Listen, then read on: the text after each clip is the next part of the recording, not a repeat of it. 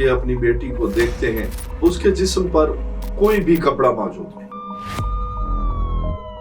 یہ ڈیڈ ہو چکی تھی۔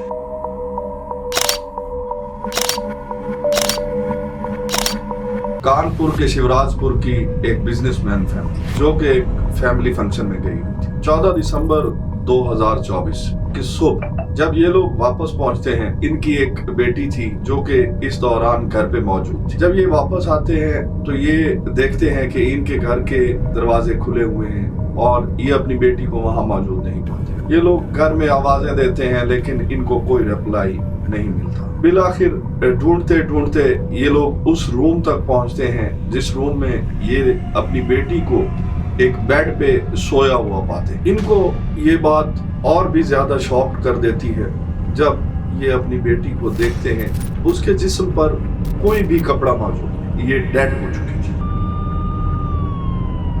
یہ لوگ پریشان تھے کہ ہمارے بعد ہمارے گھر میں ہماری بیٹی کے ساتھ کیا ہو۔ یہ لوگ پولیس کو کال کرتے ہیں، پولیس ان کے گھر پہنچ جاتی ہے۔ پولیس اپنی انویسٹیگیشن شروع کرتی ہے۔ بیڈ کے بالکل پاس انہیں ایک ریپر دکھائی دیتا ہے جو کہ میڈیسن کا ریپر تھا، جو کوئی بھی کپل انٹیمیٹ ہونے کے وقت ٹائمنگ کو انکریز کرنے کے لیے لیتا ہے، جس سے یہ بات پولیس کو بالکل واضح ہو جاتی ہے یہاں پر جو کچھ بھی ہوا وہ اس لڑکی کی مرضی سے ہوا۔ اب پولیس اس لڑکی کی ڈیڈ باڈی کو پوسٹ مارٹم کے لیے بھیج دیتی ہے۔ پوسٹ مارٹم کی رپورٹ کے بعد یہ بات واضح ہو جاتی ہے کہ لڑکی کے ساتھ کچھ بھی زبردستی نہیں۔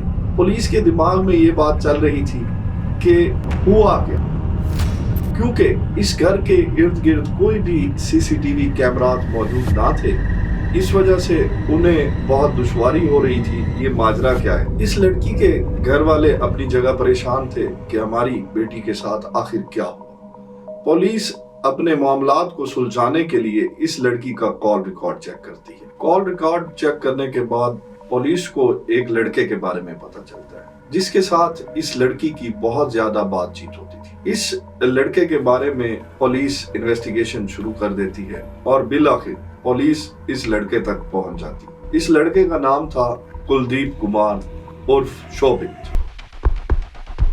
پولیس جب اس لڑکے کو اریسٹ کر لیتی ہے اور اپنی انویسٹیگیشن کرتی ہے تو سب سے پہلے تو یہ لڑکا کہتا ہے کہ میں کچھ نہیں جانتا، مجھے اس معاملے کا بالکل نہیں پتا۔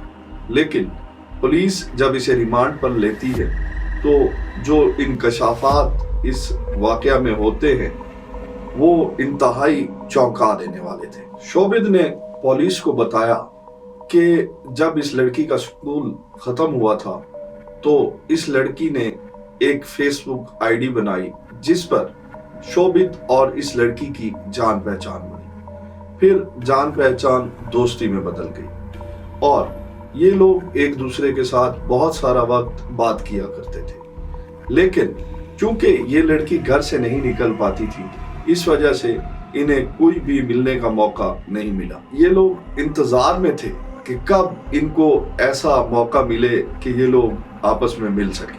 بالآخر 14 دسمبر کی رات ان کو وہ موقع مل گیا۔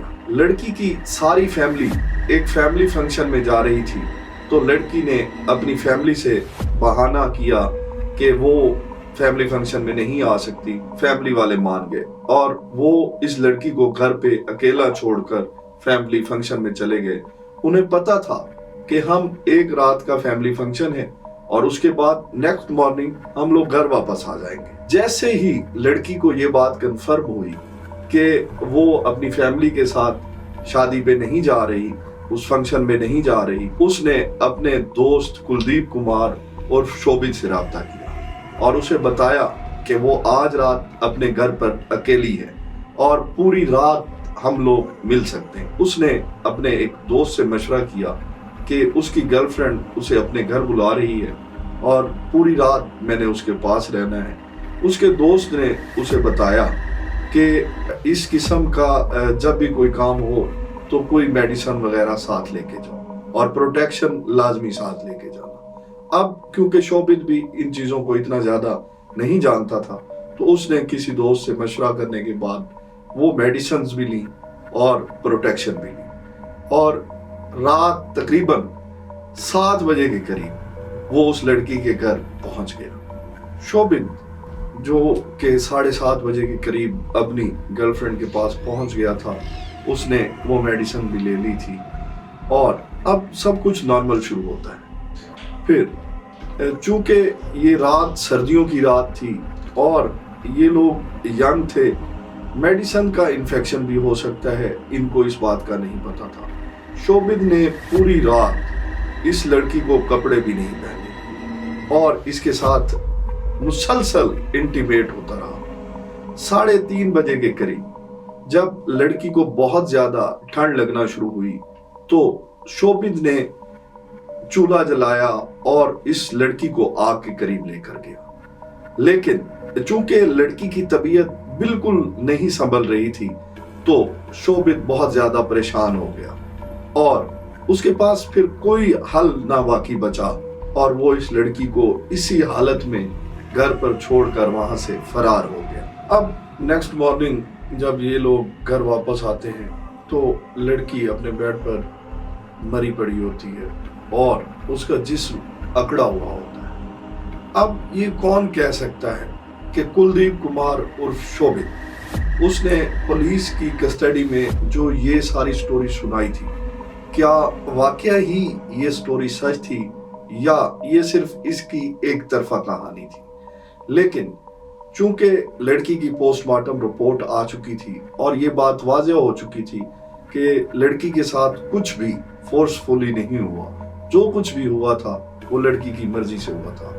अब आप लोग कमेंट सेक्शन में आकर ये जरूर बताइएगा कि क्या इसमें सिर्फ शोभित की गलती थी या इसके लिए ये लड़की भी जिम्मेदार थी।